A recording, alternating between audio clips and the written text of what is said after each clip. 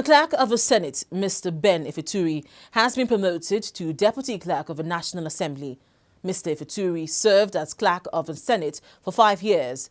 Before he became the Clerk of the Senate, Mr. Ifituri served as the Principal Clerk of the Rules and Business Committee for over 10 years. You're welcome back to the Gavel. There's been a new twist in the drama between the police and members of the House of Representatives after last week's crisis in the National Assembly. Now appearing before the House committee set up to investigate the incident, the Inspector General of Police, Suleiman Abba, refused to recognize Alhaji Aminu Tambuwal as the Speaker of the House of Representatives. Now, lawmakers did not find this funny. Watch. Thursday, November 20, 2014 will go down as a day these lawmakers will not forget easily. It was a day when some lawmakers were locked out of the National Assembly. The Inspector General of Police was invited to the House Committee on Police Affairs to explain the reason for the lockout of the lawmakers. The operational procedures of the security of the National Assembly was complied with. That was why the issue of ensuring that members identified themselves was taken into consideration and arrangements were made so that members will identify themselves and be screened as provided in the procedures. And that went on, and some of the principal officers of the National Assembly complied, and that went on until when that was disrupted on the arrival of Alhaji Aminu Tambuwal. We saw how the security arrangement at that gate was compromised, and we saw how people we suspect to be thugs crossed the fence, and that resulted, like I said, in the unfortunate incident where the tear gas exploded. His opening statement appeared to have added salt to an injury. He refused to recognize Alhaji Aminu Tambuwal as the Speaker of the House of Representatives. I expect you to acknowledge Alhaji Aminu Tambuwal as the Speaker of this House, pending the interpretation of a judiciary which is saddled by the Constitution of this country, for or otherwise, please, so that we'll have a smooth conduct of this very session. I am a product of that particular speaker to appear today because as the chairman of the committee that is expected to investigate this particular issue, on that very fateful day that I'm assigned with this assignment, it is the same Aminu Tambuwal that was presiding. Having said this, I want people to understand that I'm going to do my role here as a mediator, as an investigator. It is very wrong of any one of us to draw any conclusion. Neither you or we can draw a conclusion here, because what is expected of us is to take informations and report same to the whole House, mutatis, mutandis, unpolluted, undiluted.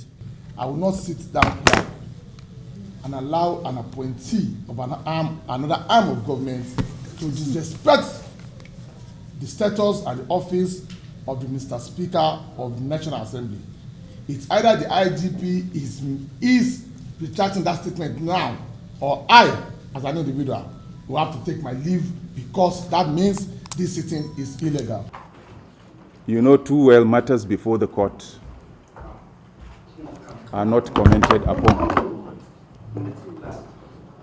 I believe it will be sub judice for me to comment on a matter that is before the court. Thank you.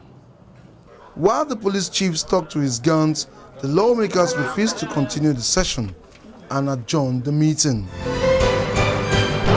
Now, before last week's drama in the National Assembly, The Senate was looking at a request from President Jonathan asking for approval for the extension of emergency rule in Adamawa, Yobe and Borno states. Now, some northern lawmakers were vehemently opposed to the extension of emergency rule in these 3 states.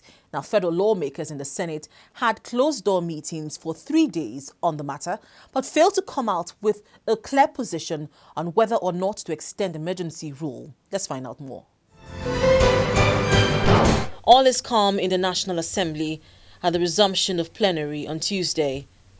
It's a departure from the chaos and disorder that was seen at the Parliament last week Thursday, when the police had a face-off with federal lawmakers in the House of Representatives. On resumption on Tuesday, federal lawmakers in the Senate immediately went into a closed-door meeting with military chiefs. The service chiefs were to brief the lawmakers last week on the state of emergency in Adamawa, Yobe and Borno states in the last 18 months, and also what they have been doing to deal with insurgency in the northern part of the country. The closed-door meeting ended more than 7 hours later. In a closed session, discussed extensively with the service chiefs, we have noted the challenges and the progress made by the armed forces in the fight against insurgency in the Northeast.